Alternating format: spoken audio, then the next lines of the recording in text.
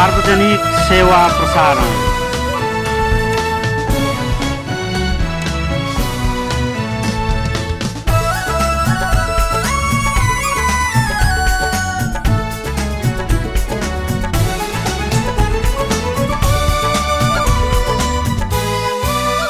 सार्वजनिक सेवा प्रसारण नेपाल टेलिभिजन।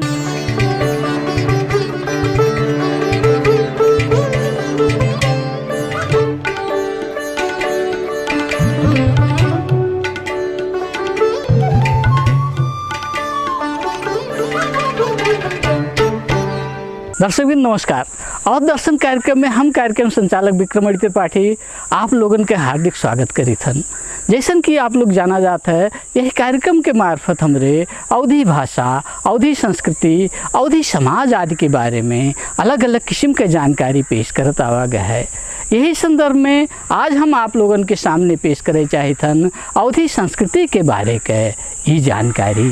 अवधी भाषी समाज नेपाल के पश्चिमी तराई मधेश क्षेत्र में बसोबास करत है। ये भूभाग प्राकृतिक रूप से कृषि उत्पादन होने वाले प्रमुख क्षेत्र के रूप में आवत है। यहाँ के अधिकांश लोगन के जीवन कृषि पेशा पर आधारित है। यहाँ के समाज कृषि पेशा पर आधारित होने के नाते परापूर्व काल से यहाँ के लोग धान, गेहूं, लाही, दाल के साथ है आलू लगायत के तरकारी पैदा करता हैं। लेकिन कृषि क्षेत्र में आवा यांत्रिकरण के नाते यहाँ की कृषि उत्पादन शैली में व्यापक रूप में बदलाव आया है। ये बदलाव खाली कृषि उपज भर में दिखायमान नाई भय हैं। पारंपरिक रूप से गाय गोरु पर आधारित रहे वाला यहाँ के कृषि प्रणाली से ये सब दूर होए लाग हैं। जौने के नाते ये सब सड़क पर मारा मारा फिरत हैं। कहाँ तक कि लोग जब तक गाय दूध आद देथिन तब तक तो घरे राखत हैं, दूध दे के बंद होए के बाद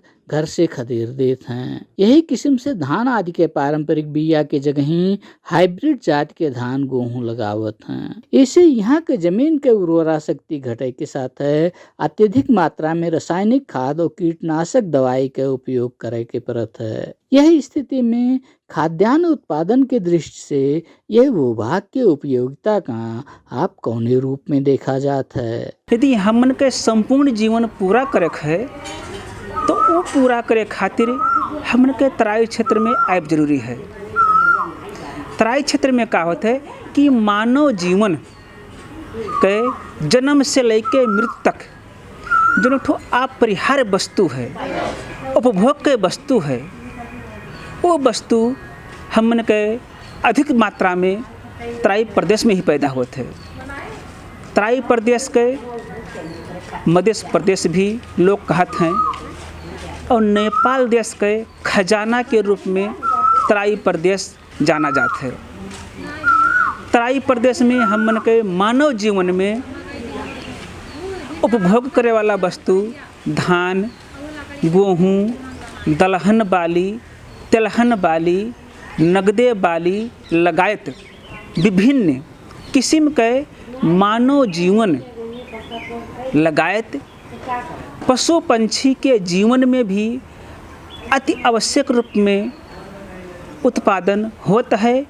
अब हमन का भाई लुम्बिनी प्रदेश होए तो मेरे लुम्बिनी प्रदेश अंतर्गत जो बात करा जाए तो हमन के कपिल वस्तु, रूपंदेही, नवलपरासी, बांके, बर्दिया लगायत के क्षेत्र में विशेष मात्रा में का पैदा करा जाता है। यह दृष्टि से देखत के काव पावा जाता है कि देश के अन्न भंडार बढ़ावे में यह भूभाग के योगदान विशेष रूप से महत्वपूर्ण है। यही महत्व का आप कौने रूप में पावा जाता है।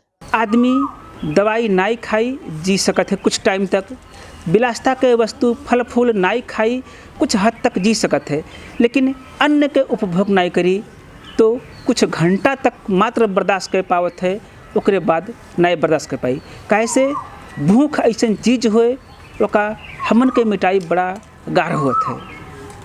भूख मिटावे खातिर हमन के अन्न के उपभोग करही पड़ी। वो हमन के नेपाल के तराई प्रदेश से अन्न भंडार से उपलब्ध होता है। अपने देश के खातिर जरूरी अन्न के उत्पादन में ये क्षेत्र परापूर्व काल से योगदान देता है।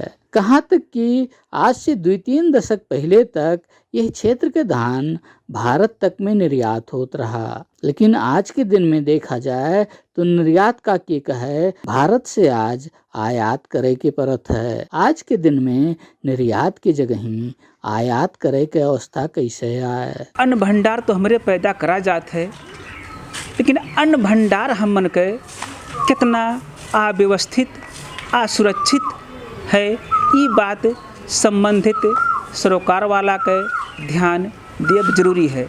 ये देश के खजाना कहियाँ जोगाइब एकदम जरूरी है। कहत हैं कि कौनो भी देश के अर्थनीति संचालन के लिए देश के खजाना के जरूरी होते है। यदि अर्थ के हिसाब में जोड़ा जाए तो हमन के पैसा कौड़ी आवत है, लेकिन उपभोग के हिसाब से खजाना हमन के अन्न भंडार होए। अन्न भंडार महिया हस्तक्षेप यदि ना हुए तो बहुत बढ़िया बात है, लेकिन हमन किसान के विडम्बना कहाँ है, दुख कहाँ है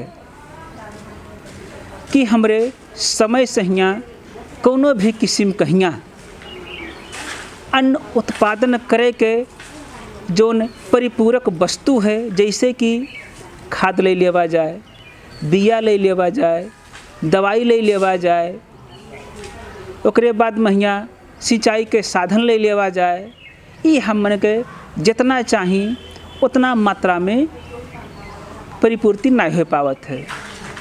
मजबूरी है ये कुल परिपूर्ति करे के लिए हमन के पड़ोसी के सहारा लेके मजबूर हो जाता है। पड़ोसी तो हमन के सहारा देते हैं, लेकिन कहावत है कि बिना स्वार्थ के वो सहारा नहीं देते है। जे भी सहारा देता है कुछ ना कुछ हमन से विशेष स्वार्थ के आशा रखत है। उस स्वार्थ के खातिर हमन के जो उत्पादन वस्तु होता है वह वस्तु कहियाँ ढेर से ढेर अंश ओकर नाफा पड़ोसी लेके चला जाता है। हमरे किसान फिर वैसे हाथ झूर के झूरे रह जावा जाता है। खाली हमन के जीवन यापन भर होत है। किसान के यह अवस्था में सुधार लाइब आज के जरूरत हो। यह जरूरत का ध्यान में रख के हमरे यहाँ की किसान का कैसे आगे बढ़े की जरूरत देखा जाता है। नेपाली किसान अथवा तराई प्रदेश के किसान एक व्यवसाय के हिसाब से जो करें तो भविष्य में किसान के परिवार भी साथ खुशी रही हैं और हमन के नेपाल सरकार भी हंसी खुशी से रही। यदि सरकार खुशी है तो देश खुशी है, देश खुशी है तो आम जनता खुशी हैं। आम जनता के खुशी में ही देश के सुख समृद्धि समुन्नति कायम है। अब नेपाल के संदर्भ में के बातें छोड़ देवा जाए, विश्व के संदर्भ में जो बात करा जाए तो आम किसान देखा जाए शुगर, प्रेशर लगायत कैंसर विभिन्न किस्म के रोग से उत्पीड़ित हैं। काहे कि हमन के जीवन में प्रयोग होए वाला परंपरागत जोन भोजन कहत हैं, नाश्ता नहारी कहत हैं, ये वस्तु के हमरे परित्याग कर चुका गया है। दूसरे फैशन से दूसरे देश से आवल नाश्ता के भोजन के हमरे ग्रह देवा जाता है। यह नहारी में पारंपरिक रूप से हमरे काव काव खावा जात रहा और ये सब के सेवन से हमन का फायदा मिलत रहा। तो यहाँ के प्रमुख नाश्ता नहारी जो हमरे यहाँ मध्य प्रदेश में कहा जाता है, कपिलवस्तु जिला में नहारी में चिवड़ा, भेली, भूजा, चटनी। अब हम तो उतना डॉक्टर तो हो ही नहीं, कैसे स्वास्थ्य जानकारी हमारा है नहीं, लेकिन फिर भी जो हम कुछ जान बूझ पाए थे तो उनमें हल्का हम यह बात रखे चाहें। अब देखा जाए चीनी के मात्रा हमन के आम पब्लिक में बहुत ढेर मात्रा में प्रख्यात है और प्रयोग भी करते हैं। जो उनकी ओकर परिणाम का होता है शुगर मधुमेह डायबिटीज के सब शिकार होते हैं। यहीं हम मन के जिला महिया यह कपिलवस्तु जिला के पश्चिमी क्षेत्र में देखा जाए तो भेली के अधिक मात्रा में उत्पादन होते हैं, जो उनकी शुद्ध है, एकदम फ्रेश है। मेडिकल साइंस भी प्रमाणित कर चुका है कि भेली माने शुगर फ्री चीज़ हुए, एका यूज करे के चाहिए, एका खाए के चाहिए। अपने खाना में यदि भेली की मात्रा हमरे जो बढ़ावा जाता है तो हो सके हमरे शुगर के बीमारी से बचा रहा जाए। हमन के जीवन में अब बहुत मेरे के बोतल बंद सिल पैक चटनी आवत है, जोने के लोग सस कहत हैं। भाई पढ़ल लोग विद्वान लोग का सस कहत हैं, लेकिन हमरे ठो आम जनता ओका चटनी कहा जाता है। हमन के यहाँ शुद्ध प्राकृतिक तरीका से जो चटनी बनावा जाता है, धनिया के, लहसुन के, खटाई के, जीरा के, ई चटनी से हमन के खाना में नहारी नाश्ता में यहाँ स्वाद तो बढ़ावत है, लेकिन विटामिन सी के अधिक मात्रा में हमन के जीवन में मिलत है। और विटामिन सी एक ऐसी चीज़ है कि मानव जीवन के कोनो भी अंग में यदि घाव चोट लागत है तो का जल्दी पूरा करत है कि हमारे निजी जीवन के अनुभव बताइत है। यह खान पान में आवा बदलाव में परिवर्तन लावे की जरूरत है। हमन के पारंपरिक खान पान में आवा बदलाव के प्रमुख कारण हमन के पारंपरिक धान आदि के बियन के जगह ही हाइब्रिड जाति के धान आदि के बियन के उत्पादन करबो होए। इससे हमन के कृषि उत्पादन प्रणाली में कौने कौने किस्म के असर दिखाए मान भा हैं कि एक किस्म से हमन के समाज में देखा जाता है और कहा जाता है कि पुरान संस्कृति के पुरान रीति रिवाज के बचावा जाए, लेकिन वह पुरान रीति रिवाज के हमरे भुलाई के आधुनिक ओर से जुटा जाते है। ठीक है, आधुनिक तरफ से हमरे सब जुड़ा जाते है, अच्छा बात हुए, लेकिन ऐसे जगह ही जुड़ा जाए कि उससे हमन के फायदा ढेर हुए, नुकसान कम हुए। बात उठावे गए हाइब्रिड और परंपरागत खेती के। परंपरागत खेती में का होला, लगानी हमन के कुछ ज़्यादा लागत है और पैदा कम होता है।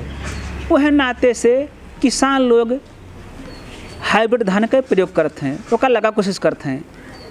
ठीक है, आज क्षणिक हमरे खुशी देखा जाता है, क्षणिक आमदनी देखा जाता है। हमरे लाख रुपया कमाए के 1000 भुलाई गवा गए, 1000 कमाए के लाख भुलाई गवा गए, लाख कमा करोड़ भुलाई गवा गए। कहे का मतलब हमारे का हो गए कि जो हम परंपरागत हमारे खेती करते रहा, हमके जो ऑर्गेनिक धान रहा, पुराना परंपरागत का धान रहा, वो शुद्ध रहा, शुगर फ्री रहा, कैंसर फ्री रहा, और महारोगी नहीं रहा। आज जितना भी किस्म के हमारे नवा धान लावा जाता है, पैदा तो होता है। 1 बीघा में आपके 7 कुंटल, 5 कुंटल, 10 कुंटल बढ़ी पैदा होता है, बढ़िया आमदनी पावा जाता है, लेकिन वो आमदनी के हमरे व्यर्थ उपयोग कर दिया जाता है। जैसे दवाई कराई कहीं, यदि वो चीज़ें हमरे ऑर्गेनिक तरीके से पैदा करा जाए, दवाई के मात्रा कम डाला जाए, खेत में निराई करा जाए, गुड़ाई करा जाए, जितना भी हमरे हाइब्रिड धान बैठावा जाता है वो सुख ही मांगत है। यह हाइब्रिड जाति के धान उत्पादन करत के हमन का करे के बाध्यता आवत है, और यह बाध्यता के नाते हमरे यहाँ के जैविक प्रणाली पर कौने कौने किस्म का असर दिखाए मान भवा हैं। कि हाइब्रिड जो धान होत है, ये जवन है केहू के भीरा बर्दाश्त नहीं करत है। किसानी लाइन के जो भीरा हमरे कहा जाए तो घास के होई गए भीरा, ओकरे बाद किया फतरिंगा के होई गए, ये बहुत कम मात्रा में सहन करत है। और जो हमन के परंपरागत खेती रहा, पुरान धान रहा, कीड़ा फतरिंगा लागत रहे, लेकिन ढेर नुकसान नहीं कह पावत रहे, नाई दवाई मारा जाता रहा, तब वो पैदा हो जात रहा। आज के जो नवा जनरेशन के नवा पीढ़ी के धान है, यहाँ बिना दवाई के पैदा नहीं कर सका जाता है। तो दवाई हमरे जब मारा जाता है तो विषादी के जहर के मात्रा वह धान महिया, अब धाने भर काहे कहा जाए, कोनो भी फसल हुए से धान हो गए गेहूँ हो गए, दलहन बाली हो गए, तिलहन बाली हो गए, तरकारी बाली हो गए, लगायत बहुत किस्म के हमन के मानव जीवन में उपभोग करे वाला फसिल है। वह फसिल पर जब हमरे दवाई मारा जाता है तो वो दवाई के मात्रा कुछ अंश हमन के अंदर जात है। ओकर परिणाम का आवत है हमन के cancer, sugar, blood pressure, thyroid लगायत विभिन्न किस्म के रोग हमन के देही में आए जाते हैं। आज तो हो गए 1 किलो धान आप हाइब्रिड बैठावा जाई तो 1 बीघा खेते में लगभग आपके 5 से 7 कुंटल 8 कुंटल पैदा कर सका जाता है, लेकिन दोहरा तेहरा भर्ती खर्चा करे पड़ी। यही स्थिति में आपके विचार से कृषि उत्पादन के क्षेत्र में सक्रिय किसान लोगन का कैसे आगे बढ़े के चाहिए? परंपरागत खेती दादा बाबा हमने करते रहे।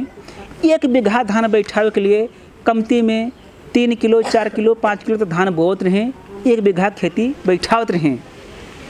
वहाँ कमती में 3 कुंटल से 4 कुंटल धान पैदा करते रहे, लेकिन वहाँ रोग के मात्रा मात्र 10% रहत रहा, 90 शुद्ध रहत रहा। आज का जो फसिल है 90 रोगी है, 10 शुद्ध है। खाली हमन के पेट भाटे के लिए, जीवन चलावे के लिए, भूख मर जाए यह किस्म से हमारे पैदा करी थे। इससे पहले भी हम कह चुके हैं हमारे लाख कमाई थे, करोड़ों भुलान हन, करोड़ों कमाई थे, अरब के भुलान हन। तो मानव जीवन होए कुछ भी करा जाए कि आवे वाला जीवन हमन के जीवन है, हमन के संतान जीवन है सुखी रहे, खुशी रहे। कुछ ऐसा नीति बनावा जाए, कुछ ऐसा काम करा जाए। ठीक है, अब नवा नवा ज़माना है, विज्ञान है, विकास है और विनाश भी है। तो विज्ञान है, विकास है, विनाश है, तो हमारे विज्ञान के साथ लेवा जाए, विकास के भी साथ लेवा जाए। लेकिन जो विनाश कर रहा है, विनाश के राही पर शक भर कम जब गोड़ रखा जाए तो बहुत बढ़िया है। यही किस्म से कृषि उत्पादन में सुधार लावे के खातिर और का होए की जरूरत देखा जाता है। तराई क्षेत्र में कहावत है कि धोबिया धोते प्यासा मरे। मतलब हमारे यहाँ कपिल वस्तु जिला के कपिल वस्तु नगर पालिका महिया सिंचाई के साधन में नहर है, लेकिन हमारे टाइम से नहर के उपभोग नहीं कर सका जाता है। खाली साल में 1 दफ़े उपभोग कर सका जाता है। धान बाली पैदा करे के लिए आंशिक रूप महिया गेहूँ में पावा जाता है। हमन के चैत सीजन में तरकारी खेती करे के लिए नाई पर्याप्त है, जोन्हरी नाई बैठा सका जाता है और तरकारी नाई बैठा सका जाता है।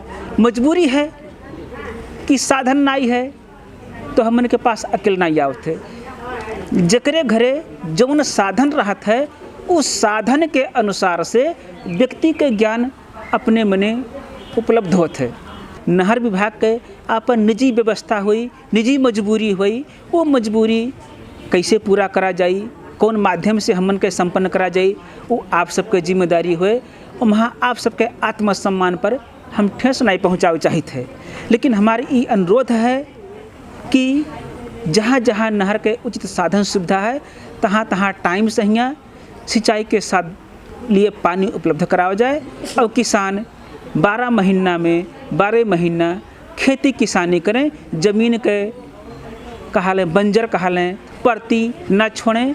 यदि टाइम से उपजानी पैदा करी हैं तो अवश्य है कि हमन के देश जिला गांव धनी होई। कृषि उत्पादन का बढ़ावा दे में सिंचाई की सुविधा के विशेष रूप से व्यवस्था होए की जरूरत तो है ये है।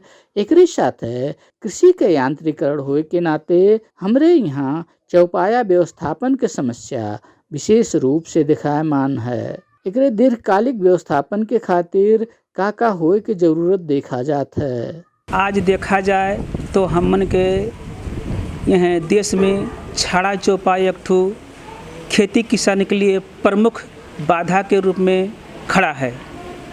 ये का हमरे नियंत्रण जैसे तैसे करे के कोशिश करा जाता है।